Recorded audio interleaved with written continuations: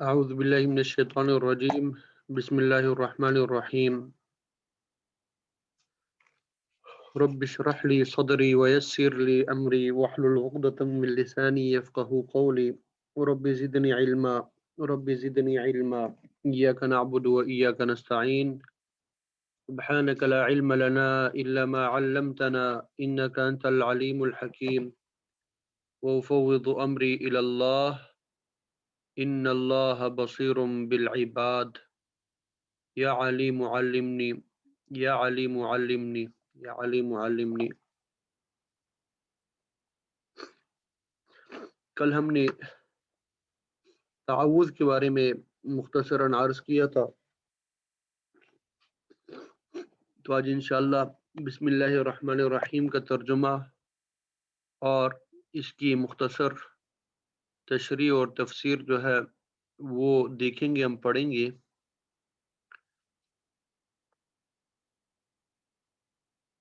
تو بسم اللہ الرحمن الرحیم کو تسمیہ کہا جاتا ہے اور اس کا ترجمہ ہوتا ہے شروع کرتا ہوں اللہ کے نام سے جو بڑا مہربان نہایت رحم والا ہے۔ تو تسمیہ کا معنی ہوتا ہے اللہ کا نام لینا۔ تسمیہ کا معنی ہوتا ہے اللہ تعالی کا نام لینا۔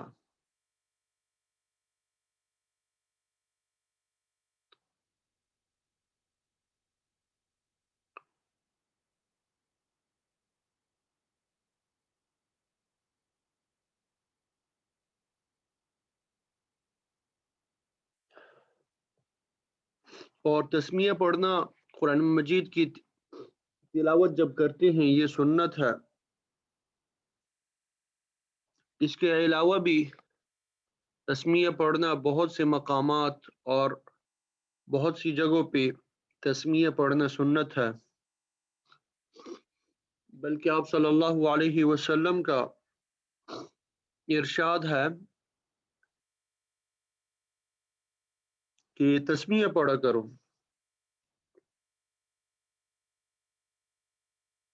کہ ہر اہمیت والا کام چاہے چھوٹا ہو یا بڑا ہو، تھوڑی بھی اہمیت والا ہو، اس کو اللہ کے نام کے ساتھ شروع کرنا چاہیے۔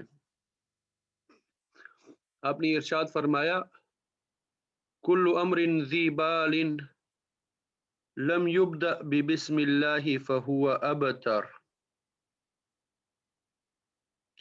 کہ ہر اہمیت والا کام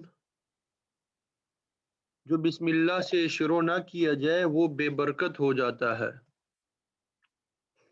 یعنی اس میں برکت نہیں ہوتی۔ تو اگر آپ چاہتے ہیں کہ آپ کے کسی کام میں برکت پیدا ہو تو اس کام کی ابتدا میں بسم اللہ الرحمن الرحیم پڑھ لیں۔ برکت کا معنی یہ ہوگا کہ وہ کام آپ کے لیے دنیا میں بھی مفید ہوگا اور وہ کام آپ کے لیے آخرت میں بھی مفید ہوگا۔ تو جب آپ بسم اللہ الرحمن الرحیم پڑھ لیں گے تو اس کام کے اندر برکت پیدا ہوگی اور وہ کام آپ کے لیے دنیا میں بھی مفید ہوگا اور آخرت میں بھی مفید ہوگا۔ بلکہ اگر آپ اس کام کو سنت کے مطابق کریں اور نیت اچھی رکھیں تو وہ سارا کا سارا کام ثواب ہوگا۔ ایک آدمی نے کھانا شروع کیا تو سنت طریقہ یہ ہے کہ وہ بسم اللہ الرحمن الرحیم پڑھے یا بسم اللہ وعلی برکت اللہ پڑھ لے۔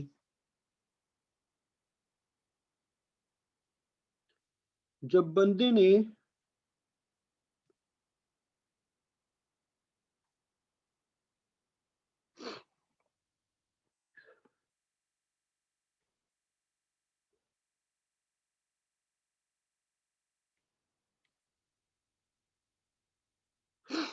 بندے نے اللہ تعالیٰ کا نام لے کے کھانا شروع کر دیا کھانا بھی حلال ہے اور اس پر اللہ تعالیٰ کا بابرکت نام بھی لیا گیا،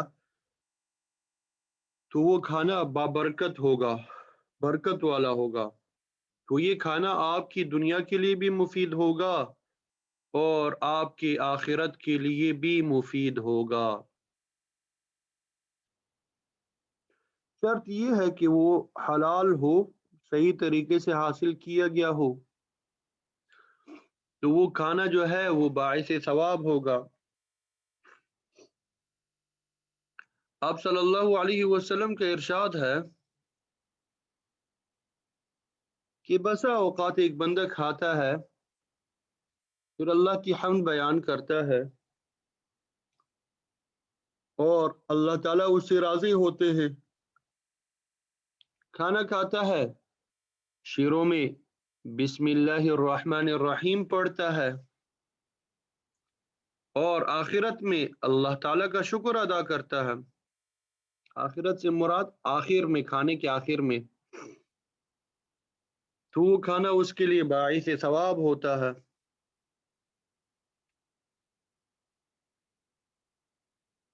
تو حقیقت یہ ہے کہ اگر دین کے احکامات پہ عمل کیا جائے اور نبی کریم صلی اللہ علیہ وسلم کے طریقوں کو اپنایا جائے تو مؤمن کا ہر کام عبادت ہی عبادت ہے۔ اس کا چلنا، اس کا پھرنا، ہنسنا بولنا، کھانا پینا، اٹھنا بیٹھنا، غرض سب کے سب کام عبادت کے کام ہے۔ جیسے کھانے کے شروع میں بسم اللہ کہہ کے اللہ کا نام لیا اور آخر میں پڑھا الحمدللہ، یعنی آخر میں بھی اللہ کا نام لیا، تو یہ کھانا بھی عبادت ہے۔ پانی پینے سے پہلے اللہ تعالیٰ کا نام لیا، آخر میں بھی اللہ کا نام لیا، تو یہ پانی پینا بھی عبادت بن گیا۔ تو نبی کریم صلی اللہ علیہ وسلم نے ہمیں ایسا دین عطا فرمایا ہے کہ اگر آدمی اس کو مزے مزے سے اللہ کے لیے کرتا رہے تو سارا کا سارا کام اجر اور ثواب والا ہوگا۔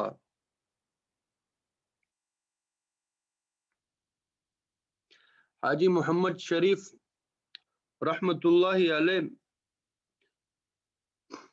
ایک بڑی مزیدار بات فرمایا کرتے تھے کہ عام آدمی کو کھانے میں اتنا مزہ نہیں آتا جتنا مؤمن کو مزہ آتا ہے۔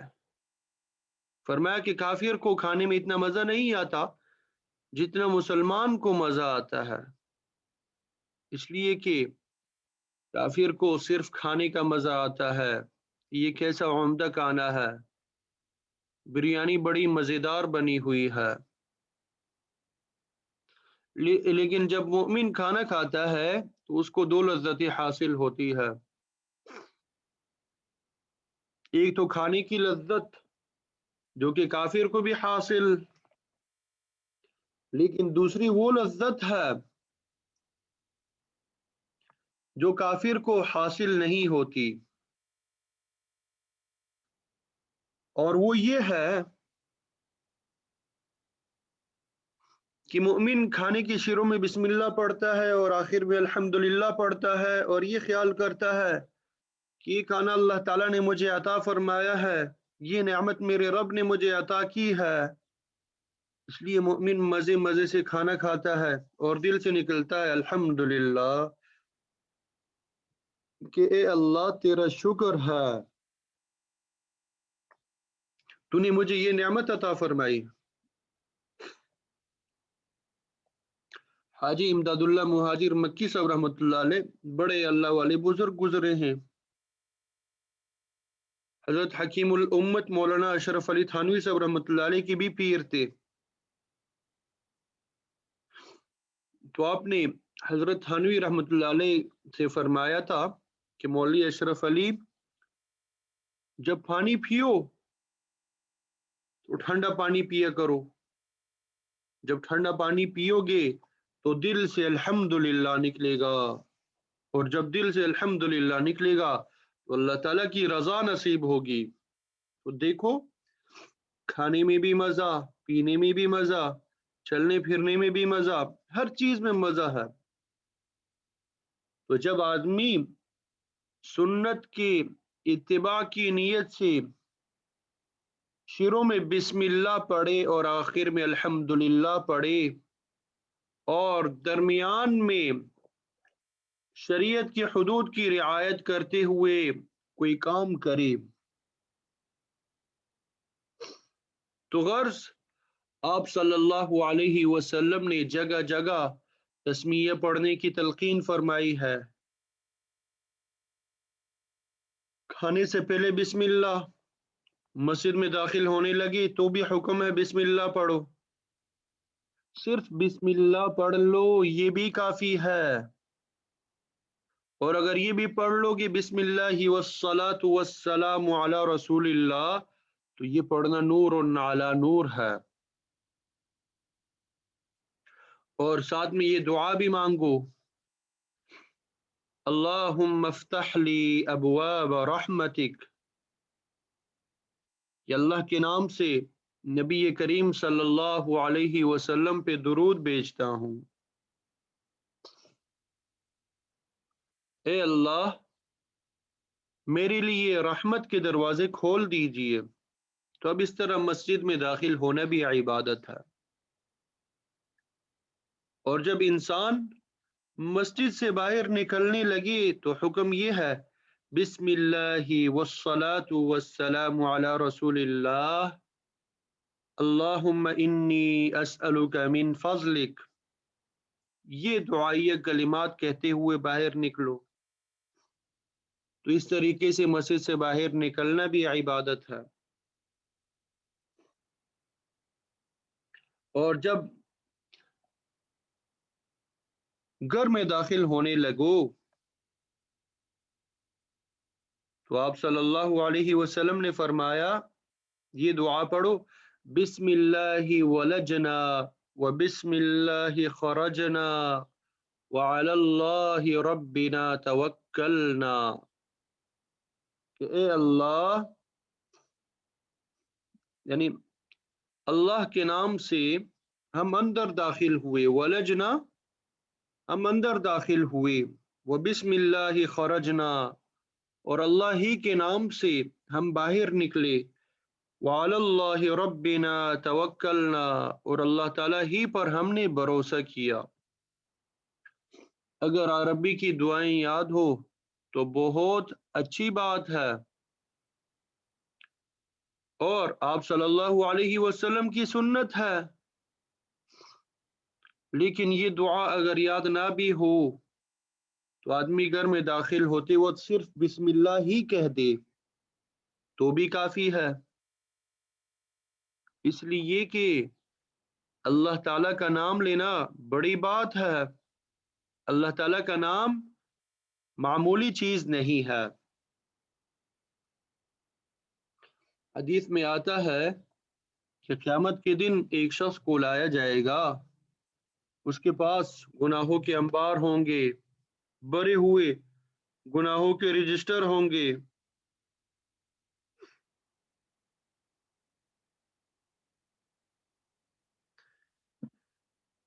اور سب اس کے سامنے رکھ دیے جائیں گے، اور اللہ تعالیٰ فرمائیں گے ہمارے کرامن کاتبین فرشتوں نے تم پہ کوئی ظلم تو نہیں کیا، کوئی گناہ غلط تو نہیں لکھا، تم پہ کوئی ظلم تو نہیں کیا؟ وہ کہے گا کہ اے پروردگار کوئی ظلم نہیں، یہ سارے گناہ میں نے کیے ہیں، میں اقرار کرتا ہوں۔ پھر پوچھا جائے گا تو نے کوئی نیکی بھی کی ہے؟ ان گناہوں کو دیکھتے ہوئے وہ کہے گا کہ مجھے تو کوئی نیکی یاد نہیں ہے، ساری زندگی گناہوں میں مبتلا رہا۔ حدیث شریف میں آتا ہے کہ آپ صلی اللہ علیہ وسلم نے فرمایا کہ اللہ تعالیٰ فرمائیں گے کہ ہم تو کسی پہ ظلم نہیں کرتے، اور حکم ہوگا اس کی ایک نیکی ہمارے پاس ہے۔ چنانچہ ایک چھوٹا سا کاغذ کا ٹکڑا لایا جائے گا اور اس پر لکھا ہوگا لا الہ الا اللہ۔ تو آپ صلی اللہ علیہ وسلم نے فرمایا کہ سارے رجسٹر ایک پلڑے میں رکھے جائیں گے اور لا الہ الا اللہ کا یہ پرزہ دوسرے پلڑے میں رکھا جائے گا، تو یہ لا الہ الا اللہ والا پلڑا جو ہے جھکتا چلا جائے گا اور اس بندے کی نجات ہوگی۔ تو آپ صلی اللہ علیہ وسلم نے فرمایا، اور یہی جملہ آپ سب کو سنانا مقصود ہے، فرمایا کہ اللہ کے نام کے ساتھ کوئی چیز باری نہیں ہو سکتی، یعنی جب اللہ کا نام آ گیا تو وہی نام باری ہے، اس کے مقابلے میں کوئی چیز باری نہیں ہے۔ علماء نے لکھا ہے کہ یہ آدمی گناہگار تھا، ساری عمر اس نے گناہوں میں گزاری، لیکن مرتے وقت نہ جانے اس نے کس نیت کے ساتھ، کس دل کے ساتھ اللہ کا نام لیا، تو اللہ تعالیٰ اس سے راضی ہو گیا، سارے گناہوں پہ پانی پھیر دیا۔ تو اللہ تعالیٰ کا نام لینا جو ہے یہ بڑی چیز ہے۔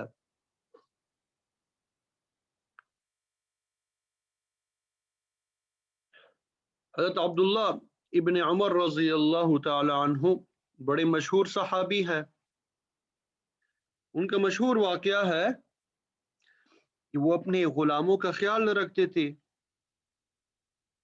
غلاموں میں سے جس کو دیکھتے کہ وہ زیادہ عبادت گزار ہے، نماز وغیرہ زیادہ پڑھتا ہے، اس کو آزاد کر دیتے تھے۔ غلاموں کو پتہ چل گیا کہ ہمارا مالک عبداللہ ابن عمر ایسے غلاموں کو آزاد کر دیتا ہے جو نماز وغیرہ پڑھتے ہیں، عبادت زیادہ کرتے ہیں۔ جب ان کو یہ معلوم ہوا، جب وہ حضرت عبداللہ ابن عمر رضی اللہ تعالیٰ عنہ کو دیکھتے تھے تو نماز شروع کر دیتے تھے، یہ دکھانے کے لیے کہ میں تو نمازی ہوں۔ پھر حضرت عبداللہ ابن عمر رضی اللہ تعالی عنہ اس کو آزاد کر دیا کرتے تھے۔ تو کسی نے عبداللہ ابن عمر رضی اللہ تعالی عنہما سے کہا کہ یہ غلام آپ کو دھوکہ دیتے ہیں، تو آپ نے ایک جملہ ارشاد فرمایا، بڑا عجیب جملہ ہے، من خدعنا للہ ان خدعنا لہ، کہ جو ہمیں اللہ کے لیے دھوکہ دے گا تو ہم اللہ کے لیے دھوکہ کھا لیں گے۔ مطلب یہ ہے کہ مجھے سب کچھ معلوم ہے، مجھے سب پتہ ہے، میں اتنا احمق نہیں ہوں، لیکن یہ اللہ کا نام لے کر اللہ تعالیٰ کو بیچ میں لا کر دھوکہ دیتا ہے، تو جو اللہ کے لیے ہمیں دھوکہ دے گا ہم اللہ کے لیے دھوکہ کھا لیں گے، کیونکہ اللہ کا نام یہ بڑی چیز ہے۔ جب اللہ کا نام آتا ہے تو ہماری گردنیں جو ہے وہ جھک جاتی ہیں۔ تو گویا کہ اللہ کا نام لینا یہ بٹن دبا دینا ہے، جب آپ نے اللہ کا نام لیا تو بٹن دبا دیا اور اس کام کا تعلق اللہ تعالیٰ کے ساتھ کر دیا، لہذا ہر کام کے شروع میں اللہ کا نام لینا چاہیے۔ اگر عربی کی دعائیں یاد نہ ہو تو بھی کوئی بات نہیں ہے، بس بسم اللہ الرحمن الرحیم کہہ کے، یعنی اللہ کا نام لے کے شروع کر دے، تو اب اس کام کے اندر کوئی بے برکتی نہیں ہوگی۔ اب صلی اللہ علیہ وسلم جب سونے لگتے تھے تو آپ دائیں کروٹ پہ سوتے تھے، سب سے پہلے بسم اللہ پڑھتے تھے، اور دعائیں بھی بہت ساری ہے، لیکن صرف بسم اللہ پڑھنا بھی کافی ہے۔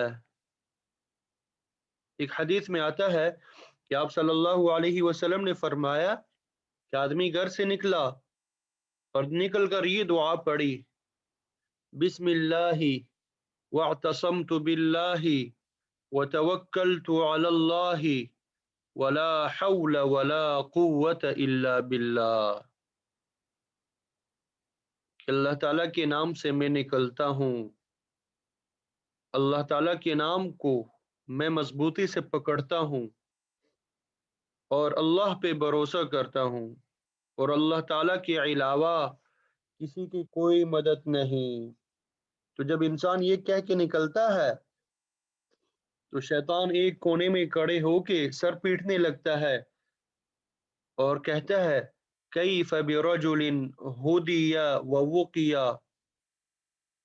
کہ اس آدمی پہ کیا بس چل سکتا ہے جو اللہ کا نام لے کے نکلا ہے، جسے ہدایت مل گئی اور اسے مجھ سے بچا لیا گیا۔ تو گھر سے نکلتے وقت بھی اللہ کا نام لینا چاہیے، اسی طرح کھانا شروع کرنے سے پہلے اللہ کا نام یاد نہ رہا تب بھی حکم یہ ہے کہ درمیان میں پڑھ لو اور یہ دعا پڑھ لو، بسم اللہ اولہ وآخرہ، کہ میں اللہ کا نام لیتا ہوں اول میں بھی اور آخر میں بھی۔ آپ صلی اللہ علیہ وسلم نے فرمایا کہ جو برکت اس کھانے سے ختم ہو گئی تھی وہ برکت انشاءاللہ اس میں پھر سے لوٹ آ جائے گی۔ سواری پہ سوار ہونے لگے تو بھی حکم ہے کہ دعا پڑھ لو، بسم اللہ مجریہا ومرساہا ان ربی لغفور الرحیم۔ بسم اللہ مجریہا، اللہ کے نام کے ساتھ جو اس کو چلانے والا ہے،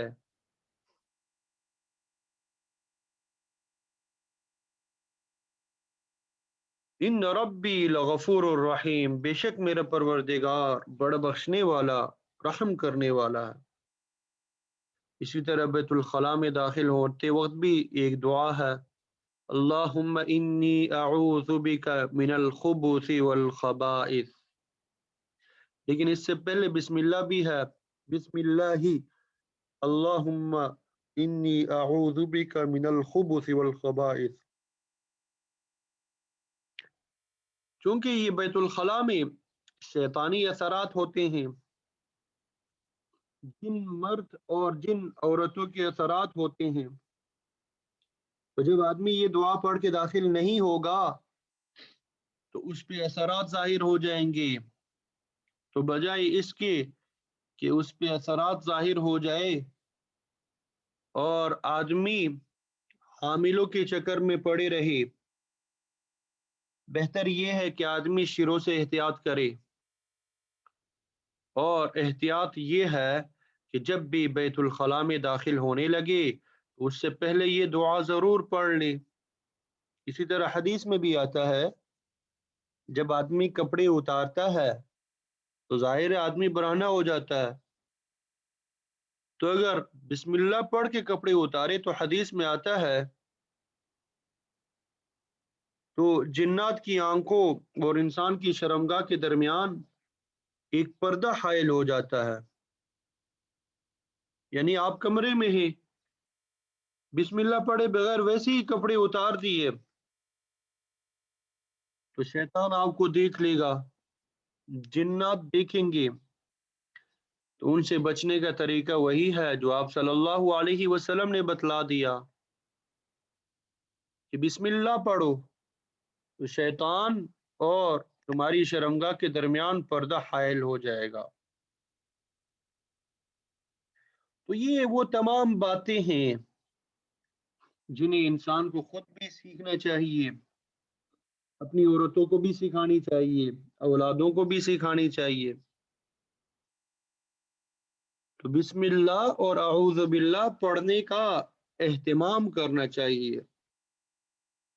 آپ صلی اللہ علیہ وسلم نے یہاں تک فرمایا کہ جب میاں بیوی ایک دوسرے کے قریب ہو جائیں تو یہ دعا پڑھے، بسم اللہ اللہم جنبنا الشیطان وجنب الشیطان ما رزقتنا، کہ اللہ کے نام کے ساتھ اے اللہ جنبنا الشیطان، ہم کو شیطان سے بچا لیجئے، وجنب الشیطان ما رزقتنا، اور جو اولاد آپ ہمیں عطا کرے اس کو بھی شیطان سے بچا لیجئے۔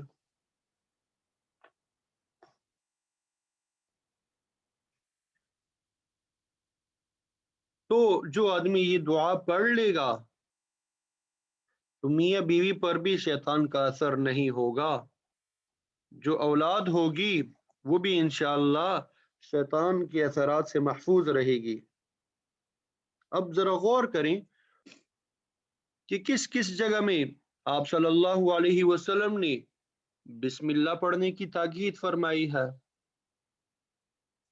اور یہ تو آپ کو معلوم ہوگا کہ آپ صلی اللہ علیہ وسلم نے ارشاد فرمایا کہ آدمی صبح کو یہ دعا 3 مرتبہ پڑھ لے، بسم اللہ الذی لا یضر مع اسمہ شیء فی الارض ولا فی السماء وهو السمیع العلیم، کہ اللہ کے نام کے ساتھ لا یضر مع اسمہ شیء فی الارض ولا فی السماء، کہ اللہ کے نام کے ساتھ کوئی چیز نقصان نہیں پہنچا سکتی، نہ زمین میں اور نہ آسمان میں، وہو السمیع العلیم، اور وہ سننے والا اور جاننے والا ہے۔ جب آدمی صبح کو 3 مرتبہ یہ دعا پڑھ لے تو شام تک کوئی چیز اس کو نقصان نہیں پہنچا سکتی، اور شام کو اگر کوئی پڑھ لے تو صبح تک اس کو کوئی مصیبت پیش نہیں آ سکتی۔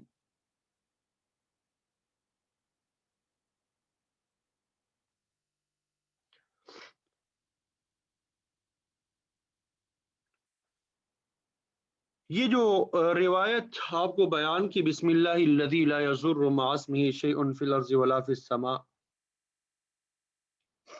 تو اس روایت کو روایت کرنے والے جو راوی تھے، جب انہوں نے یہ حدیث اپنے شاگردوں کو سنائی تو جو استاد تھے ان پہ فالج کا اثر تھا، تو جب شاگردوں نے یہ حدیث سنی تو وہ تعجب سے دیکھنے لگے۔ تعجب کرنے کا مقصد یہ تھا کہ آپ حدیث کی روایت کرتے ہیں، آپ نے یہ حدیث پڑھی ہوگی، تو پھر فالج کا اثر آپ پہ کیسے ہوا؟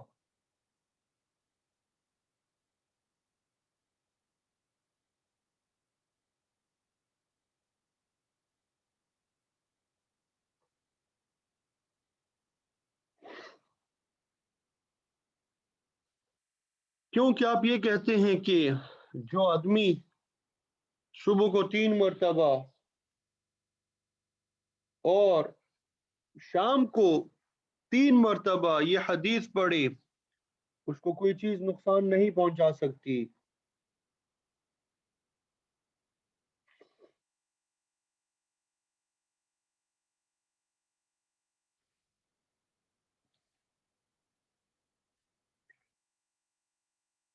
اور حدیث میں بھی ہے،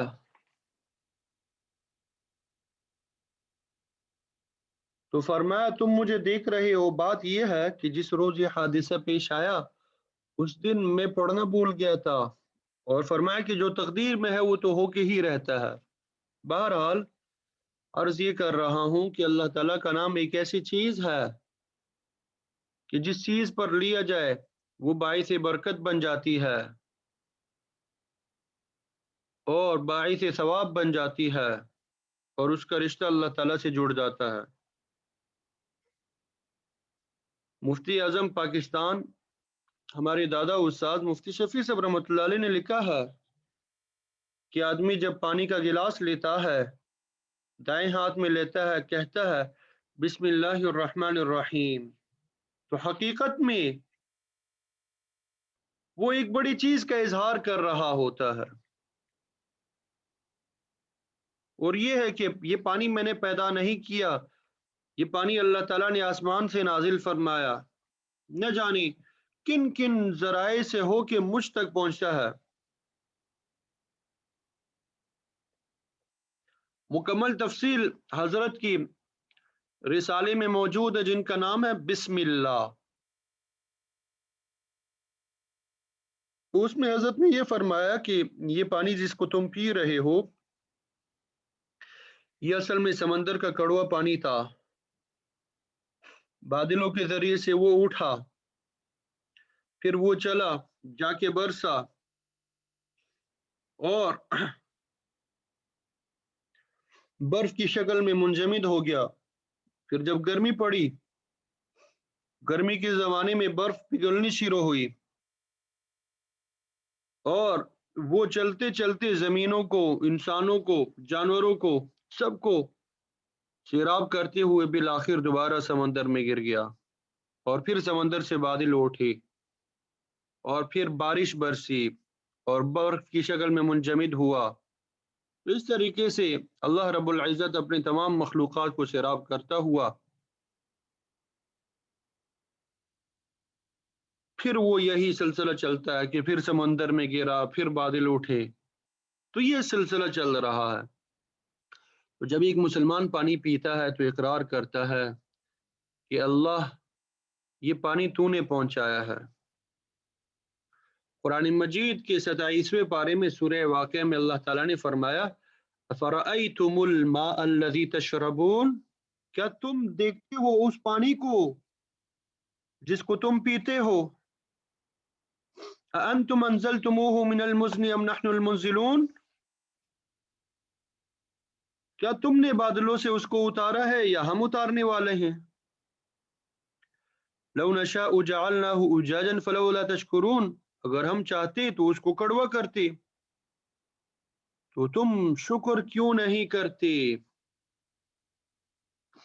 تو علماء نے لکھا ہے یہ پانی اصل میں کڑوا تھا، کیونکہ سارا پانی سمندر سے آتا ہے، لیکن اللہ رب العزت نے ایسا فلٹر کا ایسا عجیب و غریب سسٹم بنا رکھا ہے، جب بادلوں کی شکل میں غبارات اور بخارات اٹھتے ہیں تو سارا نمک جو ہے وہ نیچے رہ جاتا ہے اور پانی اوپر اٹھ جاتا ہے، بادلوں کی شکل میں جاتا ہے، پھر برستا ہے اور مخلوق خدا کو سیراب کر دیتا ہے.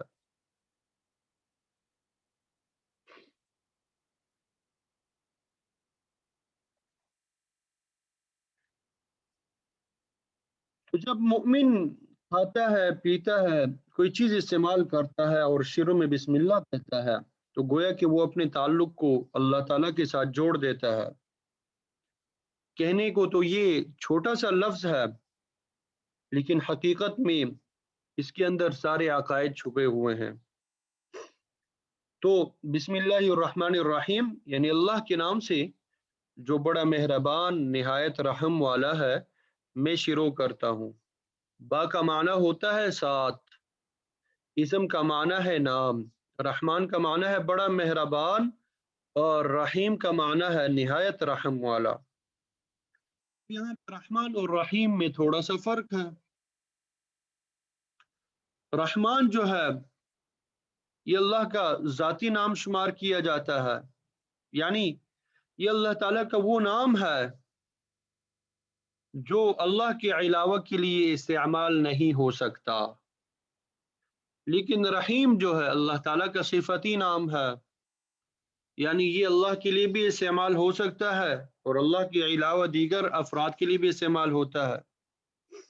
لہذا اللہ کے علاوہ کسی کو رحمان نہیں کہہ سکتی، البتہ عبد الرحمن یعنی رحمان کا بندہ کہہ سکتے ہیں، جیسے عبد اللہ اللہ کا بندہ.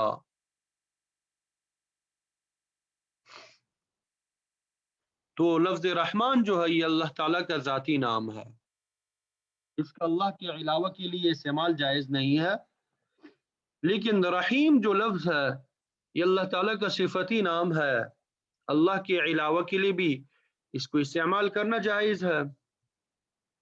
قرآن مجید میں ایک آیت آپ نے پڑھی ہوگی لَقَدْ جَاءَكُمْ رَسُولٌ مِّنْ أَنفُسِكُمْ عَزِيزٌ عَلَيْهِ مَا عَنِتُّمْ حَرِيصٌ عَلَيْكُمْ بِالْمُؤْمِنِينَ رَءُوفٌ رَحِيمٌ. تو اس آیت میں رؤوف اور رحیم دونوں صفت ہے جو آپ صلی اللہ علیہ وسلم کے لیے استعمال ہوئے ہیں.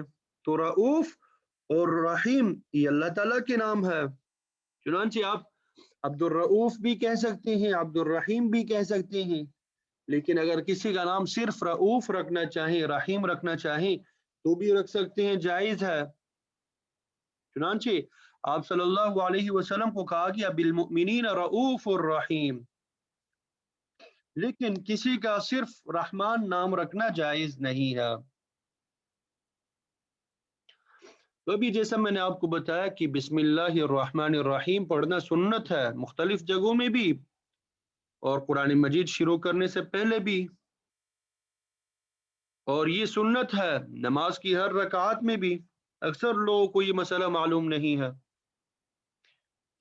کہ نماز کی ہر رکعات کے شروع میں بسم اللہ پڑھنا سنت ہے، یعنی جس طرح پہلی رکعت میں ثنا کے بعد اعوذ باللہ اور اس کے بعد بسم اللہ پڑھی جاتی ہے، اسی طرح دوسری رکعت میں بھی سورہ فاتحہ پڑھنے سے پہلے بھی بسم اللہ پڑھنا سنت ہے۔ مفتی شفیع صاحب رحمۃ اللہ علیہ نے لکھا ہے کہ جب بھی گھر کا دروازہ بند کرو تو بسم اللہ الرحمن الرحیم پڑھ کے بند کرو۔ حدیث میں یہ بھی آیا ہے رات کو سوتے وقت گھر کے دروازے بند کرنا چاہیے، کھلے نہیں چھوڑنا چاہیے، اور جتنے برتن ہیں انہیں کھلا نہیں چھوڑنا چاہیے، یا تو انہیں الٹا کر کے رکھ لینا چاہیے یا ان پہ کوئی ڈھکن جو ہے وہ رکھ لینا چاہیے۔ اور آپ صلی اللہ علیہ وسلم نے فرمایا کہ اگر کوئی ڈھکن اس کے اوپر رکھنے کے لیے نہ ہو تو ایک لکڑی لے کے بسم اللہ پڑھ کے اس کے اوپر رکھ دو۔ آپ صلی اللہ علیہ وسلم نے فرمایا کہ سال بھر میں ایک رات ایسی آتی ہے جس میں وبا پھیلتی ہے، جو برتن بھی کھلا ہوا ہوگا اس وبا کا اثر ہو جاتا ہے۔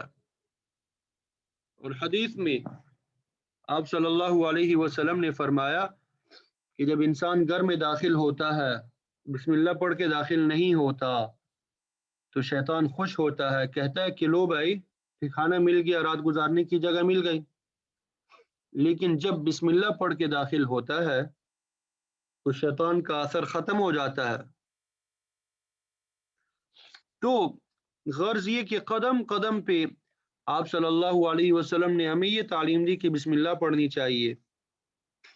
تو جو دعائیں آپ صلی اللہ علیہ وسلم سے مروی ہے وہ یاد ہو تو وہ پڑھ لے، اگر وہ یاد نہ ہو تو اتنی گزارش ہے کہ جو بھی کام شروع کرنے لگے تو اس سے پہلے کم از کم بسم اللہ ضرور پڑھیں۔ ہر کام کے شروع میں بسم اللہ پڑھنے کی عادت ڈالنی چاہیے، یہاں تک کہ جب میت کو قبر میں بھی داخل کرنے لگو تو یہ تو زندگی کی انتہا ہے، اس میں بھی سنت یہ ہے بسم اللہ وعلی ملت رسول اللہ، کہ اللہ کے نام کے ساتھ اور رسول اللہ کی ملت پہ میں رکھتا ہوں۔ تو ہر کام اور ہر جگہ بسم اللہ پڑھنی چاہیے۔ جتنی اس کی عادت ڈالی جائے گی اتنا ہی اللہ کا قرب نصیب ہوگا، اور ہمارا انشاءاللہ ہر کام جو ہے وہ عبادت بن جائے گا۔